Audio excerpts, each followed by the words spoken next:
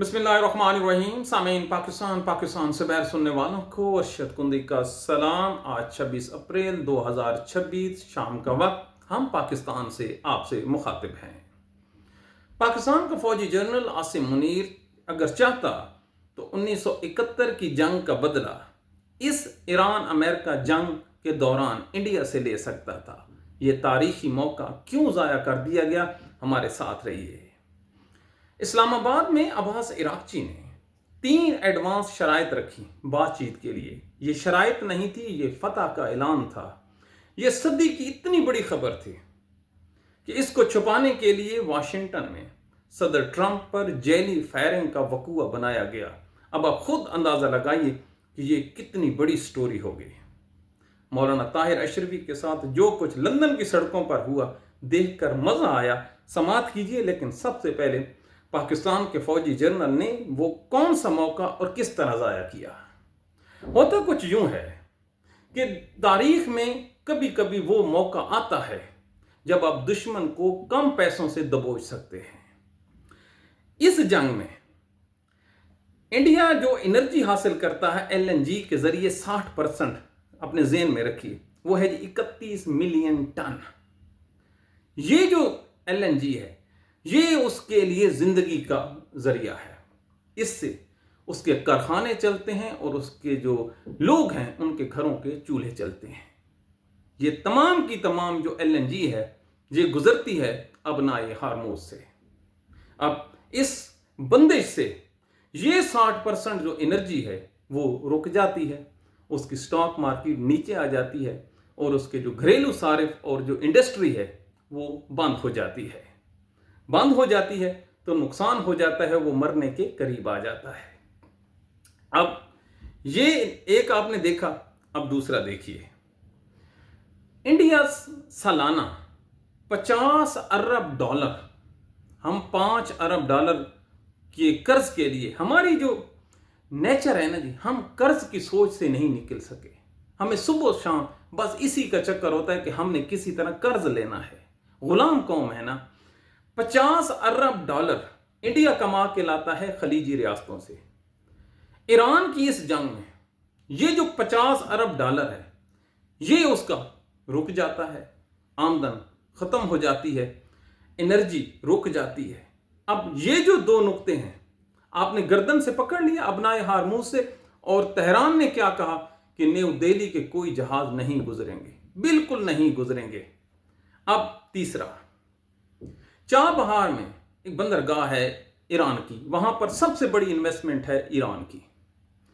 होता कुछ यूं है कि जो इंटेलिजेंस है ईरानी वो रिपोर्ट करती है अपने बड़ों को कि जितनी भी इजराइल ने जहां पर पेनिट्रेट किया है, जहां पर घुसी है हमारे मुल्क में मुखबरी के लिए, उसमें सबसे ज्यादा जो चीजें इस्तेमाल हुई हैं वो इंडियन कंपनीज हैं। और इंडियन लोगों ने उन लोगों को मुलाजमत दी और फिर धोखे से पाकिस्तान और इधर ईरान में उन्होंने उसके जाल बिछाया।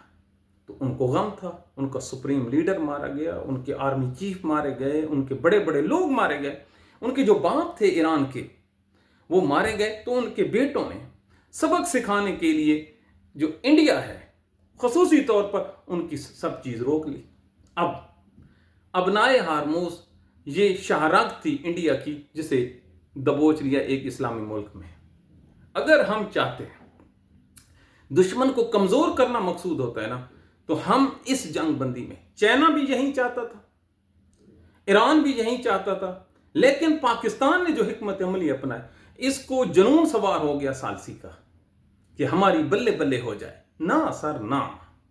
अगर आप उस वक्त इंडिपेंडेंट सोच रखते, गहरी सोच रखते और अपने थिंक टैंक्स बनाते, तो वो आपको ये जो डाटा है, हम भी तो कहीं से इकट्ठा करके लाए हैं ना, को हमें इल्हाम तो नहीं आया।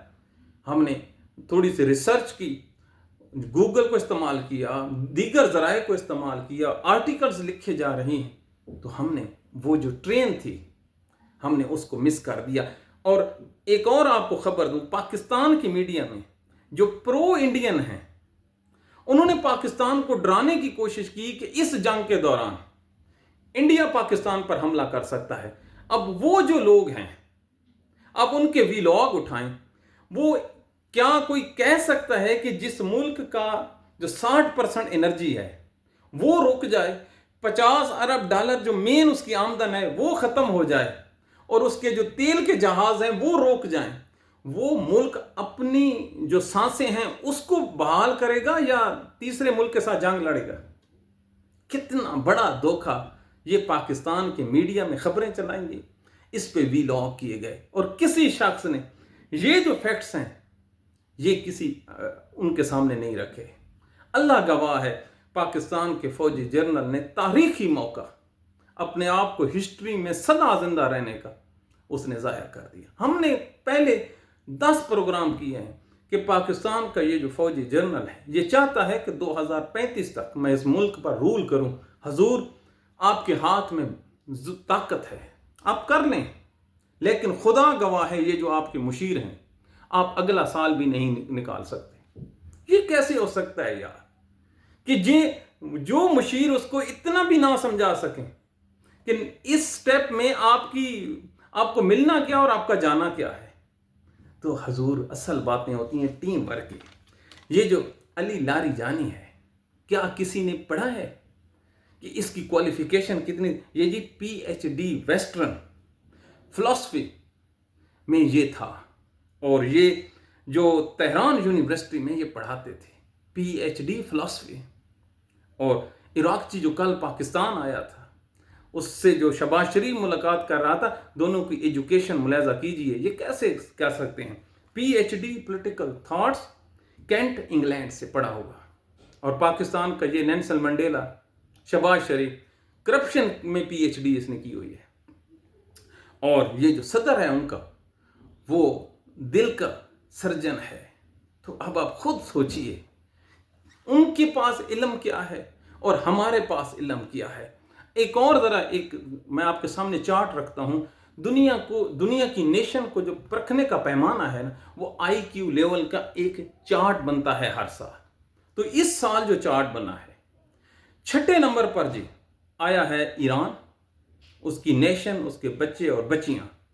امریکہ آیا ہے 21 نمبر پر. اب جس قوم کا یہ لیول ہو IQ لیول, اس کو کیا خاک ان لوگوں نے شکست دینی ہے. اور ہماری حالت دیکھیے کہ محض ثالثی کے لیے ہم نے, کس کے لیے؟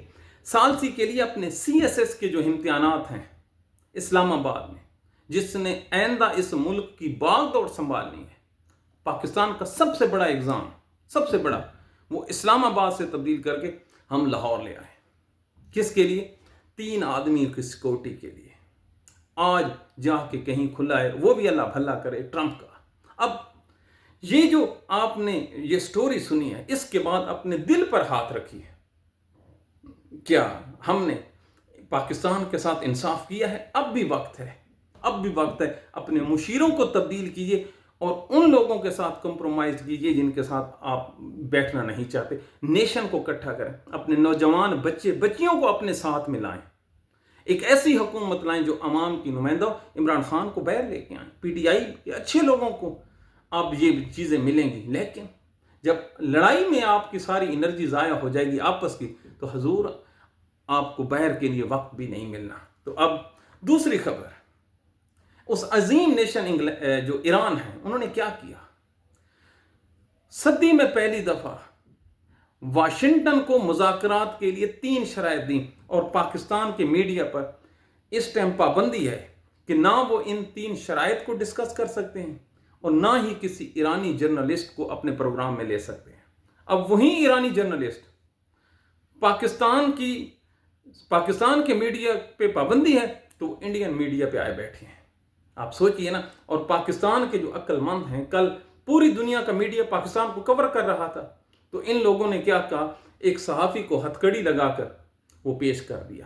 الزام کیا ہے؟ اس نے ایک شیئر کی تھی کوئی جو تھی پوسٹ. اب آپ خود سوچئے, وہ تمام کیمرے جو اسلام آباد کے ٹاکس کو کور کرنے تھے, وہ تمام کے تمام اسلام آباد کچہری میں کھڑے تھے اس صحافی, اپنے صحافی بھائی کے ساتھ یکجہتی کے لیے. تو جس کے مشیر یہ ہوں ان کو کیا خاک ملنا ہے. چلو 3 شرائط تھی. نمبر नंबर 1 शराइत उन्होंने दी है जी, हमारे जो आपने ये हालात किए हैं, 270 अरब डॉलर का नुकसान हुआ है इन 40 दिनों में। सबसे पहले आप ये पूरा करें, नहीं तो कोई मुज़ाकरात नहीं है। अल्लाह, 270 अरब डॉलर हमें पे करें, ये कौन शर्त लगा सकता है जो जंग में फाते हो? इस शर्त के जवाब में डोनाल्ड ट्रंप ने क्या ट्वीट किया है कि हम तो डॉलर्स की इतनी कदर करते हैं कि हमारे जो बंदे मुज़ाकरात के लिए तैयार थे, वो इतना लंबा सफ़र और इतना लंबा जो खर्चा है इस सफ़र का, वो बर्दाश्त नहीं करते। हम अखराजात के मामले में बहुत ही मोहतात हैं, यानी कि हम अपने ऊपर लगने वाले एक कौमी डॉलर को ज़ाया नहीं करते। आप हमसे 270 अरब डॉलर की तवक्को रखते हैं।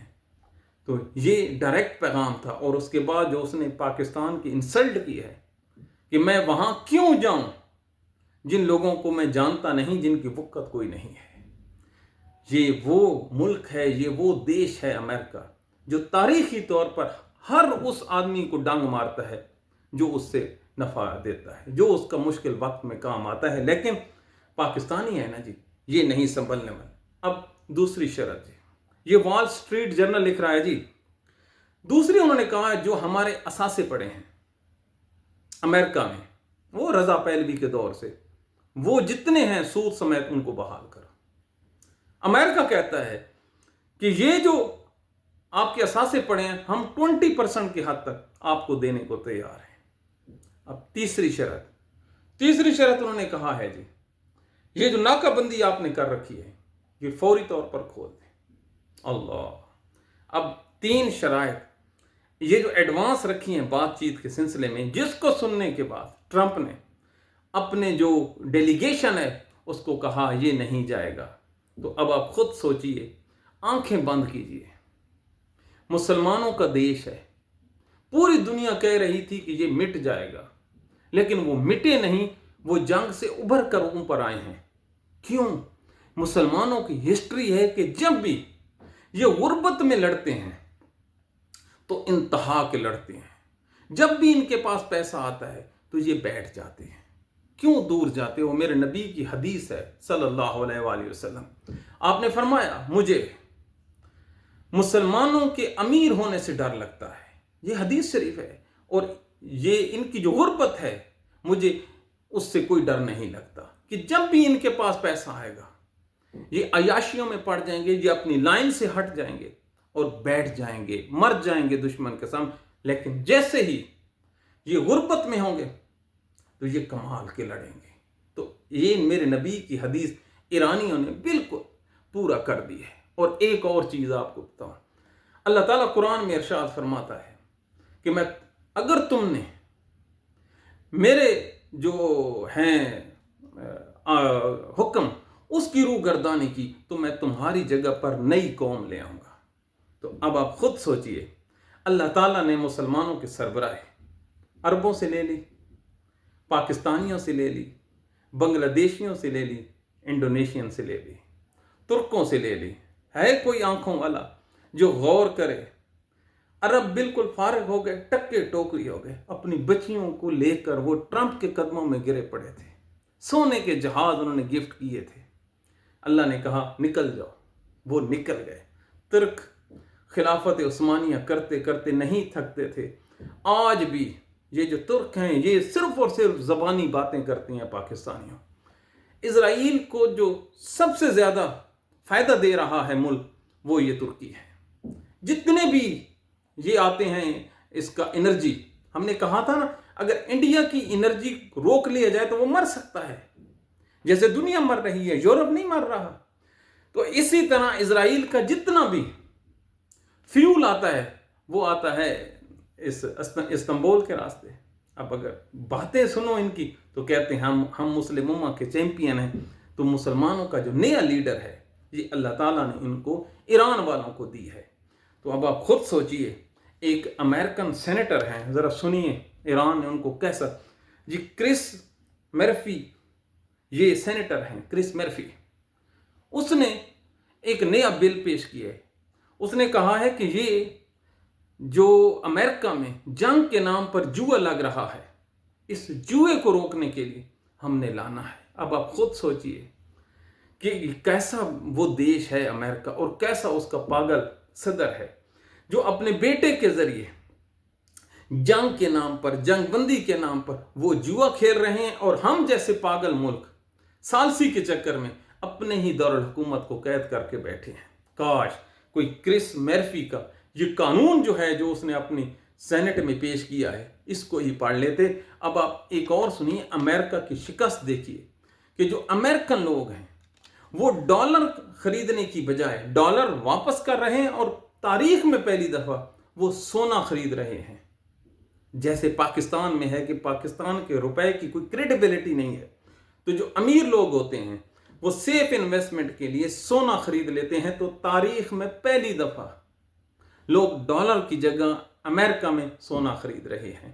کریڈٹ گوز ٹو تہران، اور اس کے پیچھے ہے شہیدوں کا لہو۔ ہے کوئی شہیدوں کے لہو کی قدر کرنے والا؟ وہ اللہ کھڑا ہے۔ تو یہ اب اسی جگہ پہ ایک منٹ رکیے۔ یہ جو فتح کی 3 شرائط تھیں، اس خبر کو روکنے کے لیے انہوں نے کل واشنگٹن ڈی سی میں صدر ٹرمپ پر جیلی فائرنگ کا یہ منصوبہ بنایا۔ بالکل جیلی ہے، اور پوری دنیا میں اس طرح کی ایکسرسائز جو ہے، جھوٹے وقوعے، کوئی مسئلہ ہی نہیں ہے۔ نہ کسی کو فائر لگا، نہ ہی کسی جگہ پہ فائر کے نشان پائے گئے، اور صدر ٹرمپ کی موجودگی میں صدر ٹرمپ کو چھوڑ دیا گیا، اور فلم کے انداز میں جے ڈی وینس کو کھینچ کر اٹھایا گیا۔ اب یہ کیسے ممکن ہے امریکن صدر ہو اور ایک عام حملہ آور اس جگہ پہ پہنچ جائے، حملہ بھی کر دے اور کسی کو فائر بھی نہ لگے؟ یہ کیسے ہو سکتا ہے؟ اور فائرنگ کرنے والا زندہ بھی پکڑا جائے؟ وگرنہ جتنی ٹائٹ سیکورٹی ہے، کوئی ہم سے پوچھے کہ اس کے 4 ڈگری چھوٹے ڈیلیگیشن کے لیے ہم نے 2 کیپٹل سمیت اپنا بڑا شہر اور بڑے 2 شہر ہم نے لاک ڈاؤن کیے رکھی، کرفیو لگائے رکھا، جس کی سیکورٹی کا معیار یہ ہو یار وہاں پر صحافیوں کے روپ میں پھر ایسے آدمی پہنچ جاتے ہیں۔ مسئلہ کیا تھا کہ یہ جو ایران کی فتح تھی، ایران کی جو 3 شرائط تھیں، جو اس کا انکار تھا، جو سپر پاور کے زوال کی پہلی خبر تھی، پہلا دن تھا، اس کو کاؤنٹر کرنے کے لیے انہوں نے یہ سارے کا سارا جھوٹا افسانہ گھڑا ہے۔ آج آپ دیکھیے لوکل سطح پر اس خبر کو تو شائع کیا جا رہا ہے، جو عراقچی نے کہا تھا کہ میں مذاکرات نہیں کروں گا، یہ میری 3 شرائط ہیں، اس کو پس پش ڈال دیا گیا۔ اس کو کہتے ہیں میڈیا مینجمنٹ۔ تو کل ایک میڈیا مینجمنٹ طاہر اشرفی کے ساتھ بھی ہوئی، بہت اچھا ہوا جی۔ اس جیسے آدمیوں کو یہ عمران خان کے ساتھ بھی فٹ، مشرف کے ساتھ بھی فٹ، بے نظیر کے ساتھ بھی فٹ، نواز شریف کے ساتھ بھی فٹ، جنرل عاصم منیر کے ساتھ بھی فٹ۔ مجال ہے جو قرآن کی کسی آیت اور کسی حدیث نے اس کو روکا ہو کہ کہیں کسی جگہ پر آ کر تو یہ کہہ دو کہ تم غلط ہو۔ نہ بابا نہ۔ تو غلطی کیا ہے؟ آج حنیف عباسی ہے ایک ریلوے کا وزیر، اس نے کہا ہے خبردار پاکستانی سنو، خبردار اگر میری ٹرین کی یا ریلوے کی کسی جگہ کی کسی نے تصویر لی، اب آپ بھگتو۔ پہلے ہم دیکھتے تھے پاکستان کے جو ہوتے تھے نا، کوئی نہ کوئی خبر ہوتی تھی، کسی پل پہ اوپر لکھا ہوتا تھا تصویر لینا منع ہے، یہ حساس جگہ ہے۔ ایئرپورٹ پہ بھی لکھا ہوا تھا۔ اب ریلوے اسٹیشن پر بھی نہ کوئی ٹک ٹاک بنا سکتا ہے، نہ کوئی تصویر کشی کر سکتا ہے، پہلے اجازت لینی ہوگی، اور غالباً اجازت لینی ہوگی اسلام آباد سے۔ تو جس آدمی نے بھی اب ٹرین کی تصویر لینی ہے یا ریلوے اسٹیشن کی لینی ہے، تو پہلے وہ مریم نواز کی اجازت لے لے، ہاں جی اسی کا یہ منسٹر ہے، پھر وہ اسلام آباد جائے گا۔ تو یہ اس کماش کے لوگوں کے ہاتھ میں، اس دنیا میں جب دنیا ٹیکنالوجی کی حدیں کراس کر رہی ہے، اس کے منسٹر کے ہاتھ۔ بھلا یہ وہی ہے جب انڈیا پاکستان جنگ لگی ہوئی تھی نا، تو اس نے پتہ کیا انٹرویو دیا تھا؟ میں نے اپنی بیٹے کو کہا بیٹا میرے لیے تربوز لاؤ، میں نے کہا لعنت ہے تجھ پہ، دنیا کی جنگ لگی ہوئی ہے، ایٹم بم 2 دیشوں کے پاس ہیں، ایک دیش رات کو مٹنے والا ہے، فوجی سامنے کھڑے ہیں، اور یہ کیا کہہ رہے ہیں؟ بیٹا تربوز لاؤ، اور میں ٹیلی ویژن کے ذریعے اس کی دیکھتا ہوں۔ اب جس کماش کے یہ لوگ ہیں، بھلا جن کا لیڈر نواز شریف ہو، اور جن کی چوائس مریم نواز ہوں، جو ہارے ہوئے لوگ ہوں، تو پھر اس ملک میں یہی لوگ رول کریں گے نا۔ تو یہ ہیں پاکستان کے وہ حالات، واقعات جو آپ کو سوچنے پر مجبور کرتے ہیں کہ آپ کے ملک کی باغ دوڑ کن لوگوں کے ہاتھ میں ہے۔ خدا را اس ملک کی باغ دوڑ انتہائی نالائق لوگوں کے ہاتھ میں ہے۔ تو اللہ تعالیٰ پاکستان پر رحم کرے۔ اب بھی وقت ہے۔ سروائیول کیا ہے؟ لوگ پوچھتے ہیں کہ حل بھی بتایا کریں۔ حل حضرت علی علیہ السلام نے بتا دیا تھا، کیا؟ انصاف۔ وہ معاشرہ جہاں پر انصاف نہ ہو وہ نہیں آگے جا سکتا۔ بس انصاف کیجیے، عمران خان کے ساتھ کیجیے، قوم کے بچے بچیوں کے ساتھ انصاف کیجیے، اور بری باتیں جو آپ کے من کو ناگوار گزریں ان کو سننے کا حوصلہ رکھیے۔ اگر حضرت عمر فاروق سے پوچھا جا سکتا ہے تو آپ کہاں سے اترے ہیں؟ تو اپنی دعاؤں میں یاد رکھیے۔ اللہ تعالیٰ آپ لوگوں کو سلامت رکھے۔ مولا کائنات میرا رب آپ کے گھر میں نہ کوئی بیماری لائے، نہ کوئی آپ کو کبھی بری خبر ملے، آپ کے اور آپ کے بچوں کی وہ تمام خواہشیں پوری ہوں جو آپ کے من میں ہیں۔ اللہ تعالیٰ آپ کو سلامت رکھے، تتی ہوا بھی نہ لگائے۔ سرائکی میں کہتے ہیں تتی ہوا بھی آپ کو نہ لگے، انشاءاللہ نہیں لگے گی۔ Thank you very much.